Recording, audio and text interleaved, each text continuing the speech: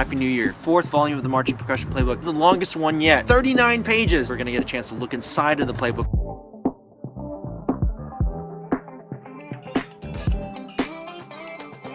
We're in audition season, we're in winter season, we're in preparing for audition mode season. Part of doing that is being able to play really great roles. In this volume, I've compiled all the exercises that I always use to teach my students how to roll. And I've just, I've been doing this for a while now, guys. I've taken them through a very specific process, and my students have gone on to march in world-class indoor lines, world-class drum corps lines, and of course make their dream college line, etc., etc. So it's a process that I know works. Traditionally, what I've done is I've always just kind of taught them the exercises by rote. And for the first time ever, I've compiled all the exercises into one handout. In my mind, if I'm a band director, I want something that I can just hand to a student and say, hey, read this, play these exercises, go learn how to roll.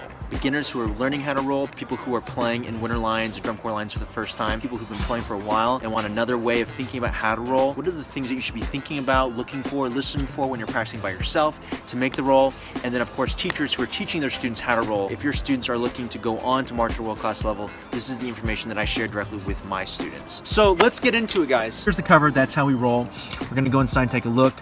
This is the opening page. I write a letter to say thank you to everyone who checks out the material. I share an anecdote about how I learned how to play rolls. Learning how to manipulate the bounce and rebound in the stick is the perfect springboard for gradually transitioning to open double stroke rolls. There's just so many things that I tell my students in passing during lessons that I've never actually written down. The previous issue was the longest one on paradiddles, and that was 26 pages, and this one's 39 pages. So I guess the takeaway from that is that rolls are complicated, and as a result, there's a lot of exercises and a lot of explanation that accompanies. This is the first buzz roll exercise that I teach all my students. Downbeat 5-stroke rolls, upbeat 5-stroke rolls, and then 9-stroke rolls. I mean, those are the most common ones that you see all the time, right? Buzz roll A2. You're actually applying the things that you just learned into a musical context. Compound buzz rolls. Pyramid buzz roll exercise. And then that sets us up for the actual double beat drag section.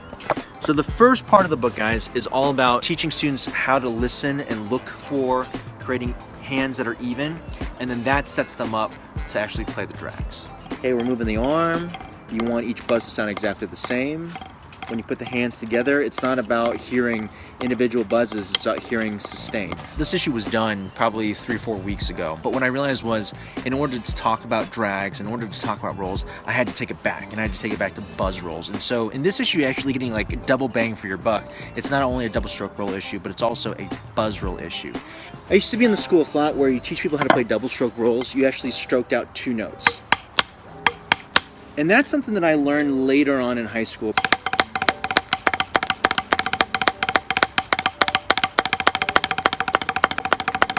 To get that beefy roll sound.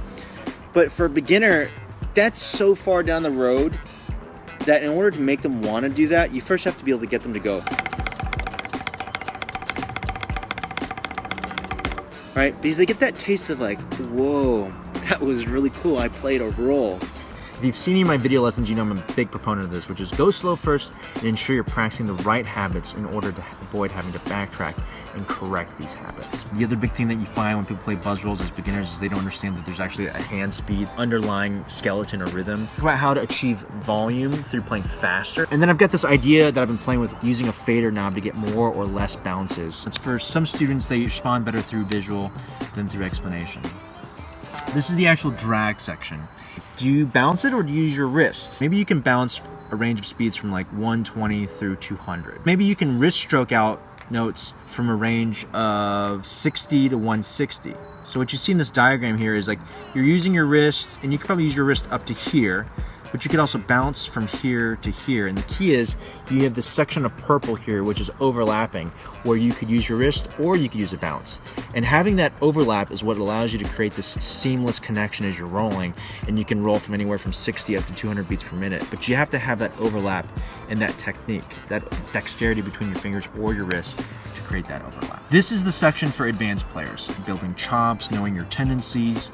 When you're trying to audition for a drum corps, what is it that separates the beginners from the big boys and big girls?